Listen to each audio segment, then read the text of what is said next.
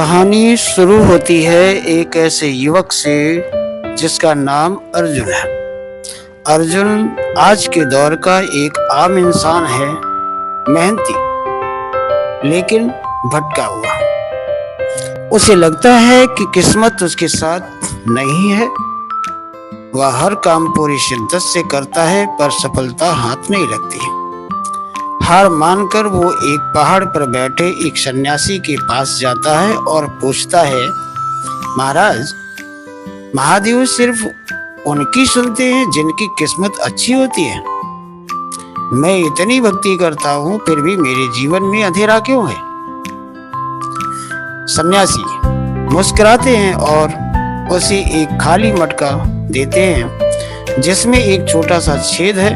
वो कहते हैं, बेटा, इस मटके को नीचे बहती नदी से भर कर लाओ, लेकिन शर्त यह है कि जब तुम वापस ऊपर आओ तो मटका पूरा भरा होना चाहिए। अर्जुन कोशिश करता है लेकिन हर बार रास्ते में सारा पानी बह जाता है। वो गुस्से में वापस आता है और कहता है, यह असंभव है। छेद वाले मटके में पानी कैसे रुक सकता है? सन्यासी कहते हैं, बेटा, तुम्हारा जीवन भी इसी मटके जैसा है। तुम ऊपर से भक्ति और मेहनत का पानी तो डालते हो, लेकिन तुम्हारे अंदर संदेह और डर का छेद है। जब तक तुम अपने विश्वास को पूर्ण नहीं करोगे, तुम्हारी ऊर्जा बहती रहेगी और तुम खाली ही रहोगे। सन्यासी आगे समझाते हुए कहते हैं, बेटा, शिव का अर्थ है शून्य और स्थिरता। बिना ठहरे तुम कैसे सही फैसला ले सकते हो? शक्ति का अर्थ है ऊर्जा और गति। बिना कर्म के तुम परिणाम नहीं पा सकते। तुम्हारे अंदर शिव अर्थात सोच तो है, पर शक्ति अर्थात सही दिशा में मेहनत की कमी है। या फिर तुम सिर्फ बिना सोचे भाग रहे हो शक्ति, लेकिन तुम्हारा मन शांत अर्थात शिव नहीं है। जब तुम्हारे विचार और तुम्हारे कर्म एक हो जाएंगे तभी चमत्कार होगा। अर्जुन को अपनी गलती समझ में आ जाती है।